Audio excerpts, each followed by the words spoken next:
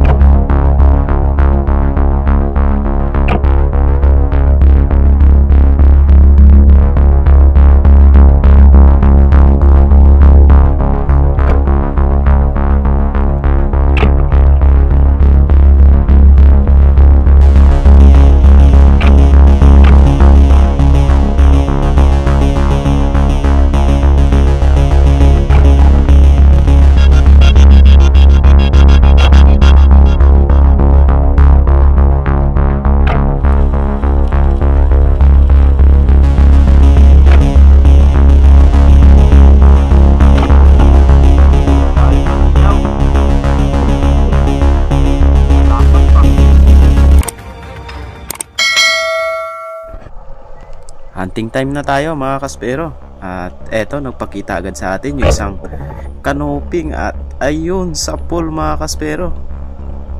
Ang ganda ng ating pagkatama sa canoping na ito. Sana tuloy-tuloy na yung mga gandang huli natin ngayong gabi mga kaspero. Nag-start tayo around 8 PM hanggang 10 to 12 tayo ngayon pag-hunting natin. At eto, nagpakita ulit yung isang canoping. Ang gaganda ng klase ng isda na mahuhuli natin ngayon mga kaspero, gawa ng malakas yung agos. Kaya eto, yung next natin, isang long nose emperor na nakalagay lang sa kwan. Parang baso mga kaspero, nandyan lang siya sa gitna oh. Kaya pinana na natin, baka di pa natin maabutan. At ayun, baon, pati shaft. Pero yung kuwan na yun mga kaspero, malambot lang yan, kaya tatanggal din kaagad. At ito yung unang long nose emperor natin ngayong gabi mga kaspero. Around 1.6 kilos na rin ito.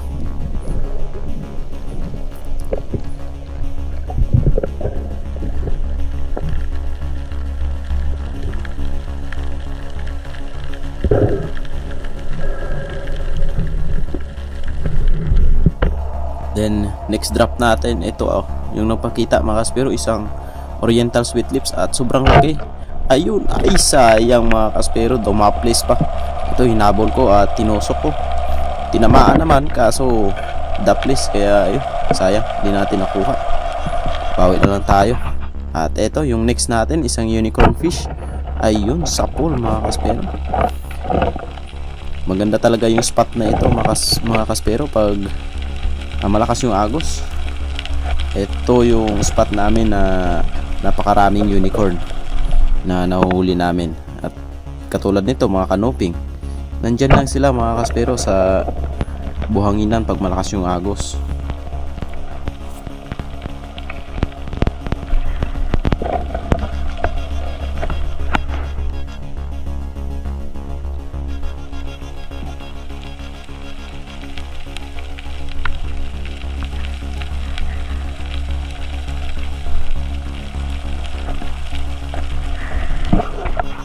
Ayan, kita nyo yan mga kaspero, nakasandal lang yung unicorn fish.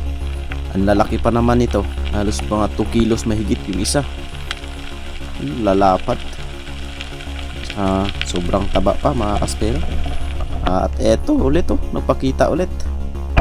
Ayan, yung spot natin na pinapanaan, yung lalim nito mga kaspero, around 15 to 22. At eto, isang long nose emperor ulit mga kaspero. Parehas sila ng pwesto nung unang napana natin dyan sa loob ng parang pan. Ayan. Tapos yung pagsisid natin ulit, eto isang Maurice perch, ngunit lumiko mga kaspero. Ayun, buti hindi agad natin kinalabit yung trigger natin. At yun, bago natin kinalabit, nakapwesto na siya, kaya ayun, tinamaan pa rin natin mga kaspero. Ang laki nito. 4.7 kilos. At ang ganda ng pagkatama kasi gitnang-gitna ng katawan, walang kawala. Ayan mga kaspero. At saka napakaganda rin ang pag-sit up natin ng ating mga pana dahil naka-breakaway yan mga kaspero. Malaki yung buya natin kaya kahit ipatangay natin sa malalaking isda yan, okay lang. Ayan. Ang ganda talaga ng Maori Sea Perch na ito mga kaspero. Ang laki. Ayan o. Bihira lang yan mahuhuli pag gabi.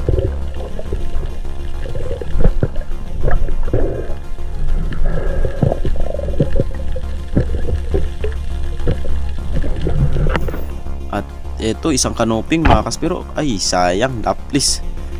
Malaki na sana yun.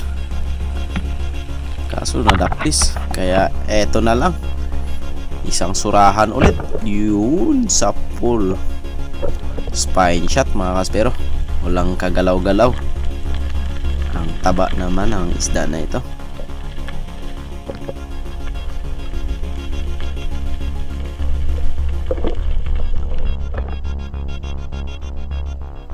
Eto isang unicorn na naman. Yun sa full mga kaspero. Hindi na nakalaban. Grabe ang laki.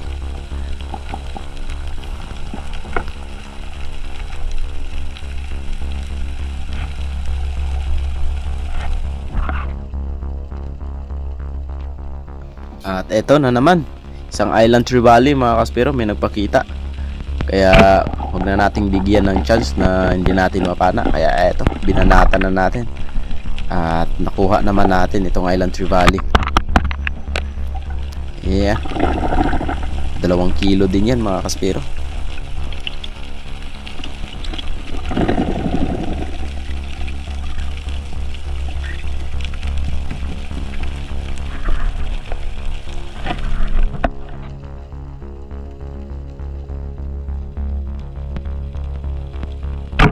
At eto, nakatihaya lang kaya binanata na kaagad natin sa spine shot, sa utak mga kaspero, kaya wala nang kagalaw-galaw.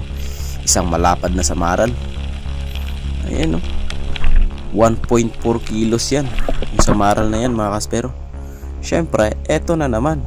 Isang giant na surahan. Grabe yung itsura pag malaki mga kaspero. Oh. Yun, sapol mga kaspero. Ang laki ng surahan na ito. Ayan o. Grabe, swerte talaga ang gabing ito mga kaspero. Doon ang malakas yung agos at saka yung buwan, mga alas 12 na bago lumabas. Kaya timing talaga yung pagka-dive natin pa high tide. At ayan, kapahinga natin sa taas, balik ulit tayo sa ilalim. Ito na naman yung nagpakita, isang malaking surahan na naman mga kaspero. At ito, isang karatungan o porcupine fish. Ayun, pinana na natin mga kaspero. Masarap din ito gataan. At saka may nag-request kasi nito mga kaspero, bibilin daw niya. Kaya ayan, kinuha na natin. Hindi naman ito nakakahilo mga kaspero. Butete yung nakakahilo. Iba ito kaysa sa butete. At eto, meron ulit tayong nakitang isang kanuping. Ayan o. Pero meron ditong maya-maya.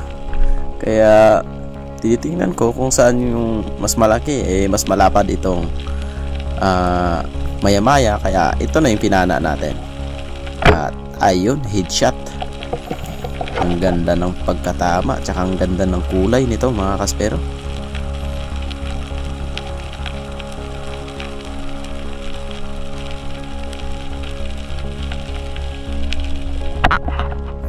At ito, bali last drop na natin. Ayan, around 22 meters na ito mga kaspero. At may nagpakita pa, isang oriental sweetlix ulit, kaya pinana ko na mga kaspero. Ayan, inilawan ko hanggang sa makaangat tayo sa taas. Medyo matagal tayo na umangat dyan kasi nga medyo malalim yung sinisid natin ngayong gabi. 22 meters yan mga kaspero. Ayan, tingnan nyo yung tali ko. Yan na yung maya-maya. Yung ibang isda inangat na natin, nasa bangka na yon mga kaspero. Ayan, tagal natin makakahon, no?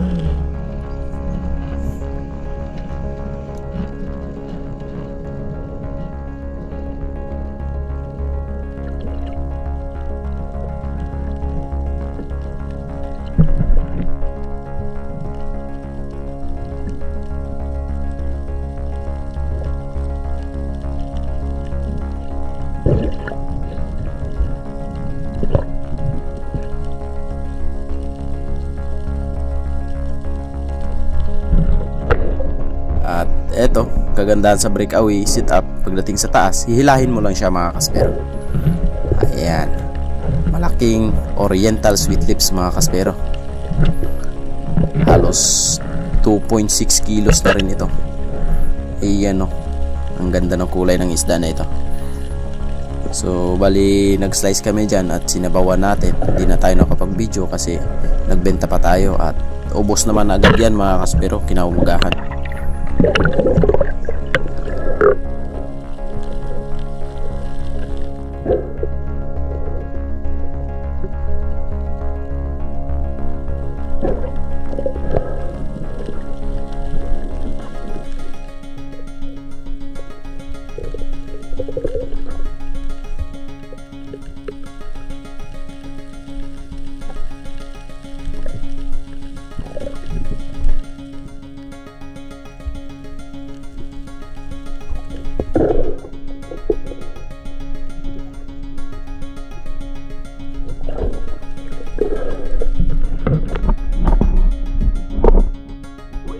Mga kaspero, puno na oh. Grabe, dami surahan. Shout out kay Sir Bobby Gaba. Ito, dami pang ihaw. Lalapad pa. So, meron pa tayong pang last. Ayan, oh, sweet lips tsaka maya maya. Lalong na puno. Grabe. Bali nasa 22 meters na ito mga kaspero, pinana natin. Yung malalim na, mahigit 12 di pa, mga 14 mahigit. Oh. Ay, may tama dati. Tama siya dati mga kaspero. Kapag tayo may amaya, oh. Punong puno, apaw ang styro.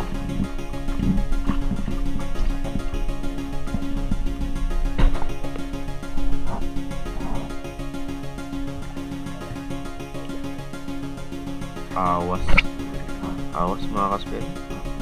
Dalawa lang kami ni Master X yung nag-dive. Awas yung style. Oo, para makaplastar.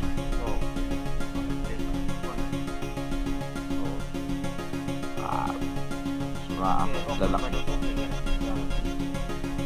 Yan. May mga sa ilalim pa yan, mga surahan. Yan, tumalon sa dibdib ko. Flying fish.